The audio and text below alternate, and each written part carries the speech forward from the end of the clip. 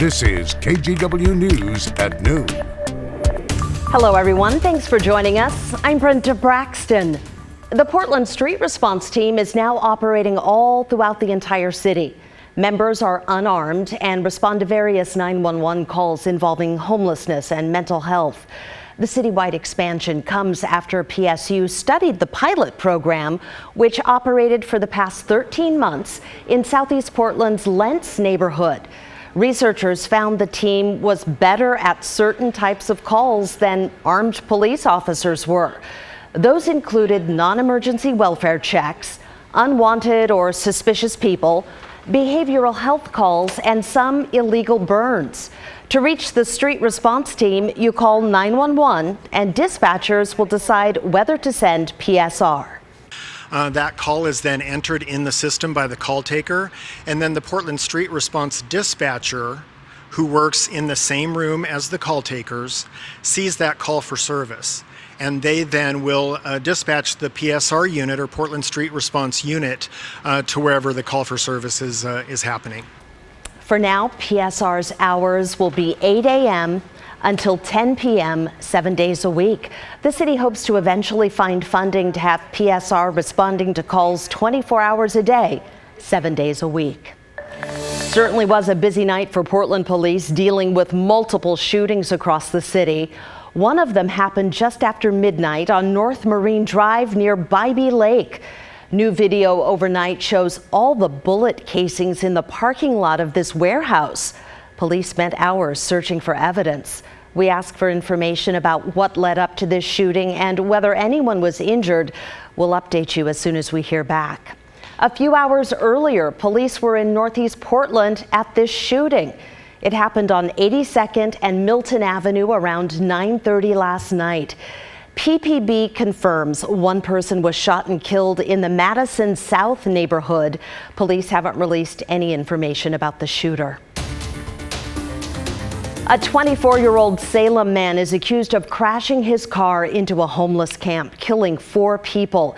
Enrique Rodriguez Jr. has been charged with 14 different crimes, including manslaughter and driving under the influence.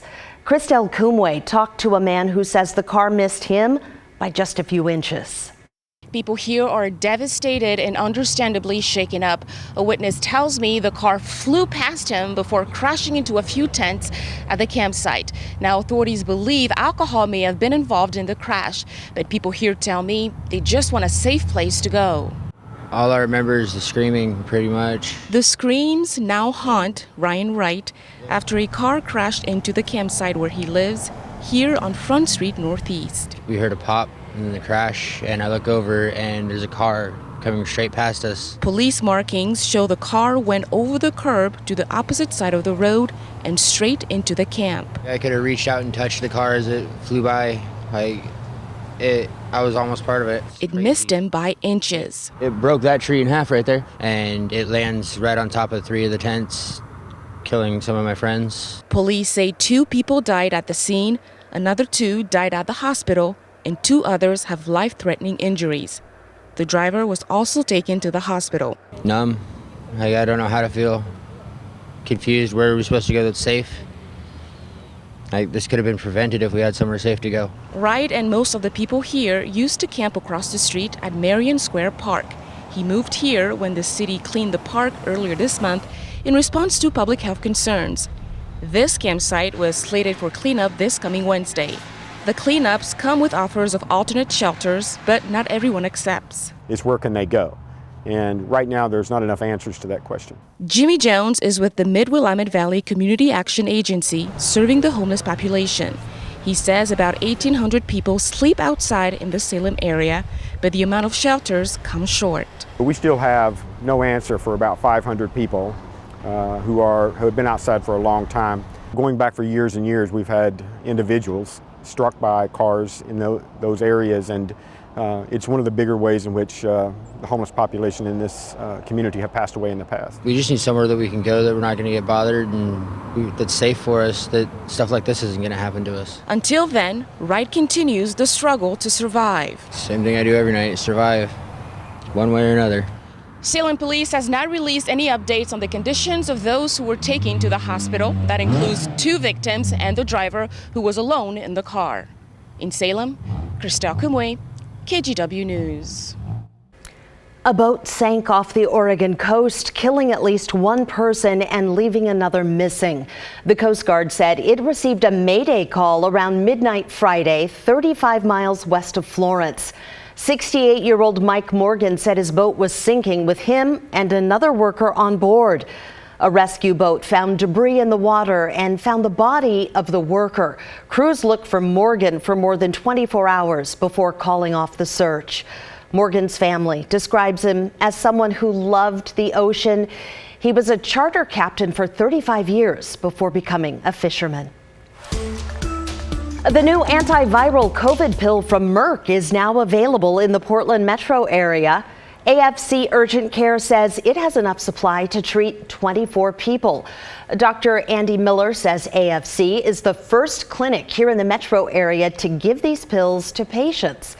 So here's how it works. First, doctors test you for COVID, and if you're positive and you're over the age of 18 with an underlying health condition, or if you're over 65, then you qualify for a prescription. It's 4 pills twice a day for 5 days. So we are able to dispense all 40 pills in a bottle. We hand it off to the patients who qualify at the end of their visit after they've had a positive COVID test. Dr. Miller says the pills are free to patients because the federal government has already covered the cost. Let's head back to the Weather Center now and check your forecast. Roger, dialing back the temperature a little bit after a very warm weekend. Yeah, we hit 70 yesterday. Not in record territory any longer this time of the year, but it was the first day that we've made it to 70 out at the airport for 2022. Well, this looks like what it looked like during sunrise. If you were up joining us this morning, we've got all areas with at least some scattered, mostly light rain in the region and cloudy to mostly cloudy skies overall. There's a push of some cooler weather trying to sneak in up around Astoria. Rain has picked up there. And so far in the valley, most of what's been notable has been crawling from south to north up the Cascades. There's a heavier shower on the that's just popped up right there on the west flank of the mountains. So we'll keep an eye on that. Cloudy skies. There's our Yaquina Bay Newport camera and a similar scene over downtown Portland right now. Temperature here in the city is up to 59. Not too bad outside. We'll be 64 at noon and 58 at 8 o'clock. Brenda, there's still the chance of seeing some scattered storms, mostly near the Cascades and off to the east. We'll have that part of the forecast coming up. Okay, we'll see you then. Thank you, Rod.